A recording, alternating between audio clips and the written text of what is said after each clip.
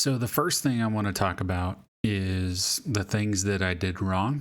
And then we're going to go back and then we're going to talk about the things that I would have done differently. So first thing I will talk about is I spent too much time working. So what I did is I had my own full-time job, worked 40 to 50 hours a week. And then I came home and worked on my own personal hobby project, which at the time, we're going all the way back to 2015, 2016, did some game development, and I just threw myself into it with a friend. And that's what I did when I got home from work. I spent more time on that, doing that as well. So I never really dealt with my issues. So that's the first thing. So the next thing I will say is I avoided my childhood home. I avoided it because it brought so many memories back. So I know my dad probably watches these videos. So I want to say sorry to my dad. I've tried to make up for it over the last several years. Just trying to make sure that I'm supportive and making sure that I'm, going and seeing him and calling him and talking to him. It was so hard just going there. And I know it might sound really weird, but just the smells and the memories that come with just being in that place was really tough for me.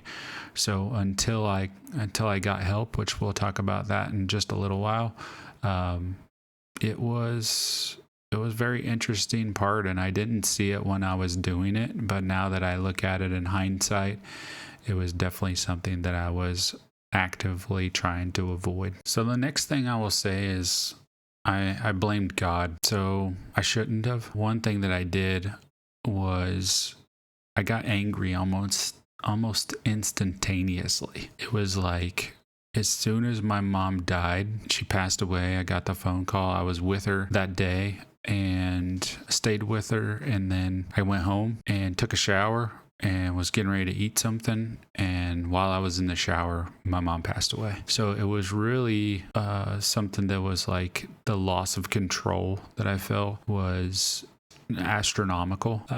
So it was, like I said, it was almost instantaneous, the anger that I felt. And the thing that adds to that, I went and saw her every day for probably the last 3 months that she was alive.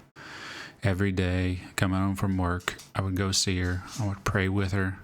I would lay my hands on her. I would pray with her.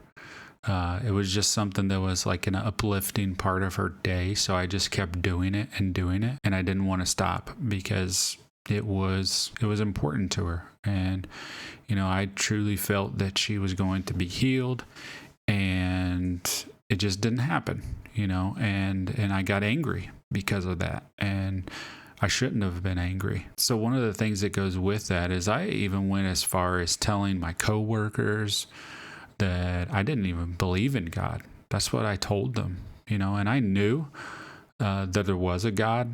I was just so mad. I felt like I was getting back at him for her dying. So that's what I said. When I said it, kind of like when you get in a fight with your parents when you're a kid and you're like, I hate you, just stuff like that. You don't hate them, but you say it to just hurt them. And I was saying it to hurt God.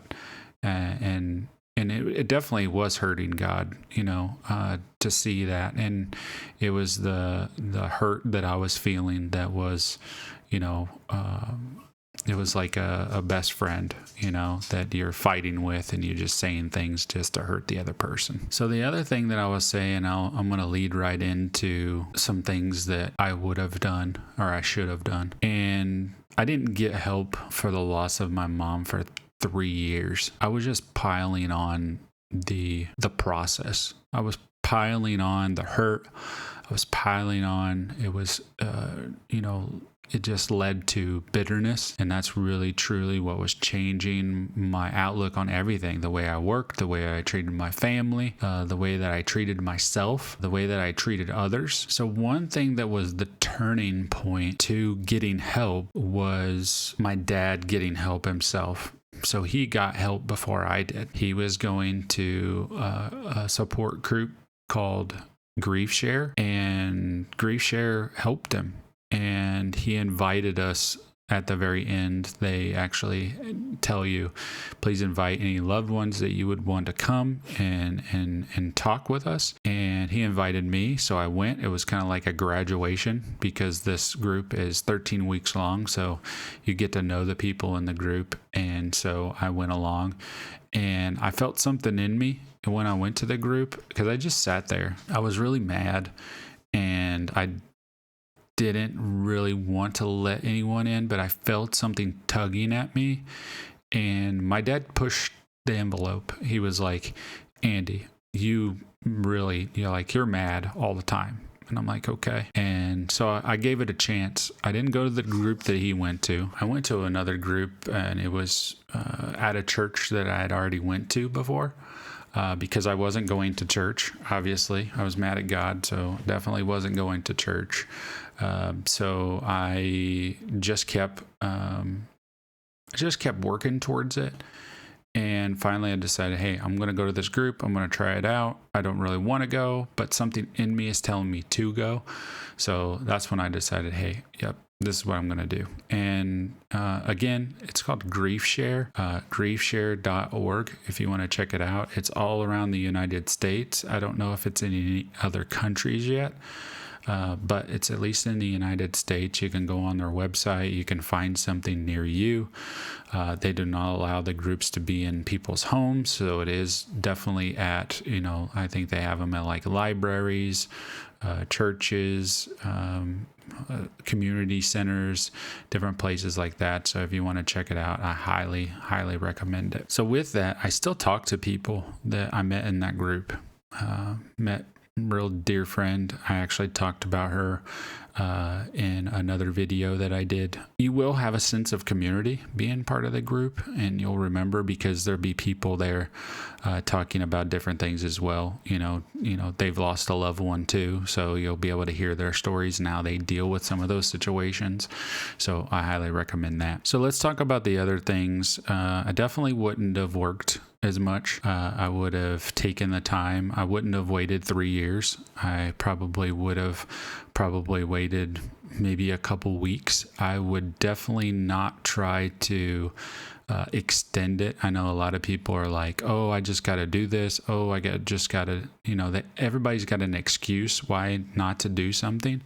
So I definitely would recommend to you to go as quickly as possible because it really gives you some foundations to getting help. And this isn't like, I'm not paid to talk about this website, this Grief Share, but it really helped me, and that's why I really want to share it with you. But it gives you really good foundations to how to deal with the process and understanding the order that you have to go through to get healing from the whole thing. A lot of people, especially men don't want to talk about it. Men just want to kind of sit in their own self-pity or the pity of the hurt, and they think that's going to make them tough or something like that. And it creates a lot of bitterness. So I definitely would say go as quickly as possible. Obviously, you don't have to go like the next day or anything like that, but as soon as you could find a group that you could talk about it, or if you're going to some kind of counseling, you definitely want to get some of those things so you can kind of follow a regimen that will help you towards the healing process. The other thing, when I told you that I wasn't going to my childhood home, and I was kind of avoiding it, I would say I should have embraced the good memories instead of just thinking about the bad, like the hurt. And that's what I was really focused on, was the hurt, rather than embracing and saying, hey, look at all these good memories I made in this place. I was really focusing on how much I hurt, and that's because I didn't get help. So I would try to get help as quickly as possible. The other thing, when I said that I was angry and blamed God, I would say that I should have reflected on why God let this happen and thought about what he was trying to teach me. That's what I really dealt with after the healing had begun, the healing process, was really focused on what he was trying to teach me and what I was going to get out of the whole situation. Because I had learned so much from my mother, especially on the spiritual side of things. She was like my spiritual mentor, so I learned a lot about who God was and what God was capable of during that time of growing up. So this was 9 years ago. So I was in my 30s. 33, 34 years old.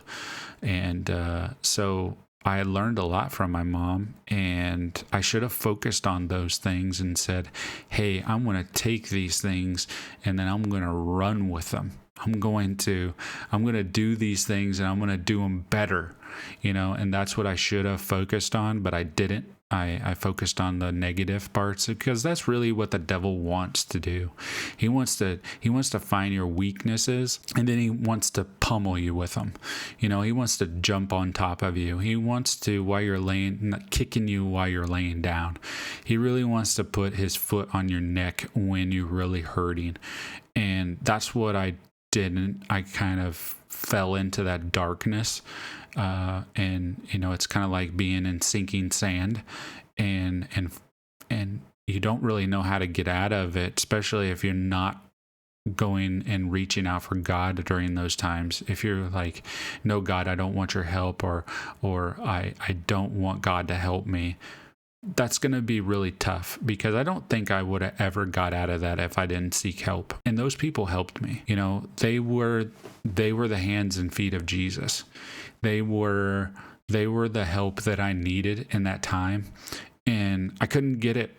I wasn't going out there. I wasn't, saying, God help me. I wasn't doing any of that. I was just acting like he wasn't there, even though he was. It's kind of like, silent treatment, and we try to do silent treatment on our loved ones. I don't know if you've done that before, but I have. That was one negative thing that my mom did. My mom, she would go days. If I made her mad, she would go days without talking to me. I was a good kid, but when I really wanted to hurt my mom, I knew what to say. And you know exactly how to hurt the people you love the most. And that's what I did. And, looking back on all those things, that's kind of what floods over your thought process when you're going through that is all the things that you did wrong, or all the things you wish you could take back, and it just overflows. And you really have to ask for God to help you in those moments, because he really, truly wants to help you. But you have to ask for it. You have to say, God, help me. These are the things that I have. These are the things that I'm struggling with. Please help me. And he'll take them away, but you have to ask. And the last thing I will say, and then I'll close, is I should have put into action the talents that I had and stop waiting for the right time to reach out to God, because we really don't know when our last breath is going to be taken. My mom didn't. I didn't know when my mom's last breath would be. My mom didn't know when her last breath would be. She didn't have anything left. She died of breast cancer. It wasn't pretty at all. She didn't get any help. She didn't have chemotherapy. She didn't do any of those things.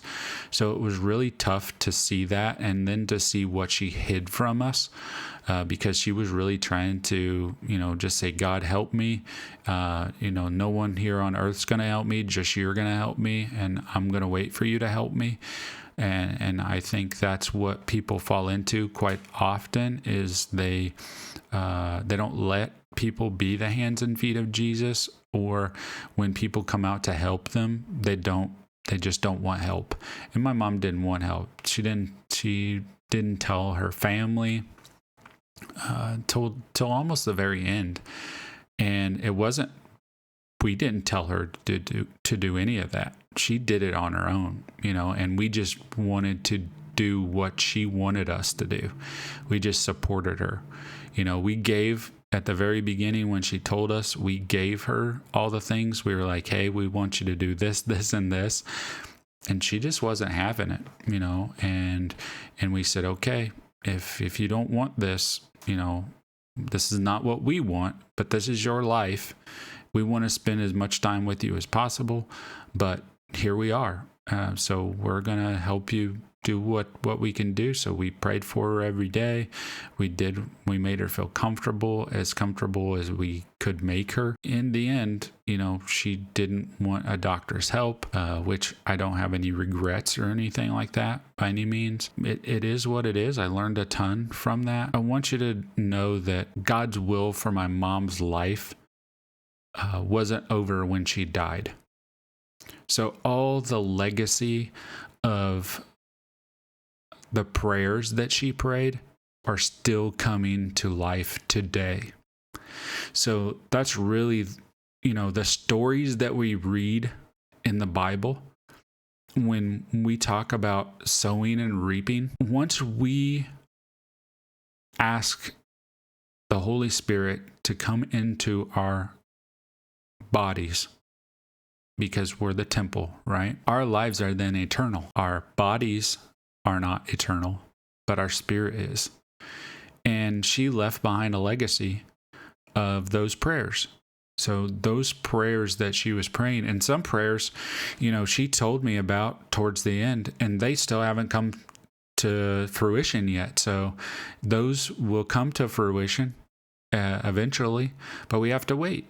It's like you plant the seeds, but the seeds only are cultivated by God. So we can plant them, we can water them, but they don't start growing until God says grow. And that's kind of the miraculous thing that I've seen in the last 9 years, is those seeds still growing, and I'm watching them come to life in me and in my daughter and those around me. And it's really amazing. It's still, something that's a day to day. Sometimes I get memories. I'm sure, even as I'm talking through this right now, I can feel a little bit of jolt, in my spirit, talking about some of these things. But God takes so many different stories and puts them into context that we can associate with. You think of King David and the things that he did with Bathsheba, and he cheated and had her husband killed. But remember what God said about King David. He said he was after God's own heart. So even the things that he did, he came back, he repented, and it changed everything. What we get to read today about David, we learned so much, how he cried out, and reading through the Psalms and seeing what he was going through. But he was a man. He wasn't God. He was just a man, and he made mistakes, and we make mistakes, but we can repent of those mistakes, and we can be after God's own heart. And that's important to know. You think of the story of Samson. God had a purpose for Samson, and Samson didn't want to follow the things that God had appointed for him. The things that he told his family. His family said, you can't be with Philistine women. And Samson was his lust for Philistine women didn't stop him from doing it, and Samson ended up dying a weak, blind man. But he still fulfilled God's purpose. We even see people that are unbelievers fulfilling God's purpose, because God is going to get it done with all the people that he created, regardless if you believe in him or not. Now, there's some things where we can embrace God's will, we can embrace God's purpose, and follow through with the teachings and the things that he gives us in our lives, and says, what's pressed upon our hearts. And if it's the following God's will, that's what we have to do. But some people don't. Some people shun God. But there's still times where he slows their car down or speeds their car up to keep something bad from happening to his children. So if you kind of think, I always say, we're all playing checkers while God's playing chess, but all of our lives are chessboards, and he's playing millions and millions of chessboards all at the same time. So really take that into consideration of how you feel about life in general. I will say, realize that God doesn't want us to suffer. But one thing about suffering, even though it's a bad thing, that's how we connect to people. When you sit down and you're talking about something bad that's happened to you, and then someone comes in and they've never been through that before, you don't connect with those people. But how do you connect with that person that says, I've been through that before? You almost instantly have that feeling like, hey, they get me. They really get me. And that's important. So think about that. The next time you have something bad happen to you and you try to get some advice from someone, that advice comes really, really strong in your heart when that person has been through what you've been through. So keep that in mind. Stop waiting for that right time to get right with God. There'll never be a right time. There'll never be a time when you're just like, oh, I can sit down and get right with God. Your breath could be taken away from you at any time. So I can't stress enough that you should put on your parachute. If you were jumping out of a plane 10,000 feet and you jumped, or you had to jump, and someone handed you a parachute and you said, I'll just wait until I feel a little better before I put that on, that would sound silly. So put on your parachute and say, God, help me. I know I've done things wrong. Don't do like me and sit there and not get help that you need. There's help out there. There's people being the hands and feet of Jesus right now that can help you. And I'm trying to do that myself. I know that you might think it's silly that I'm just having this little YouTube channel, but someday maybe somebody will come back to me and say, hey, I heard that video that you talked about, and it really hit home for me. I'm just kind of, throwing darts out there, and hope that every once in a while that dart will hit someone's heart. And that's what I'm praying for. So I'm praying for you. I want you to know that God loves you and that there's better times ahead and that God sees you. And your hurt doesn't have to be hurt forever. There is a process and an order for everything. And seek God's help. And there are plenty of people out there in this world that are willing to tell you the things that you need to hear in an audible form that you can go in your ears. So God bless you and have a wonderful day. Take care.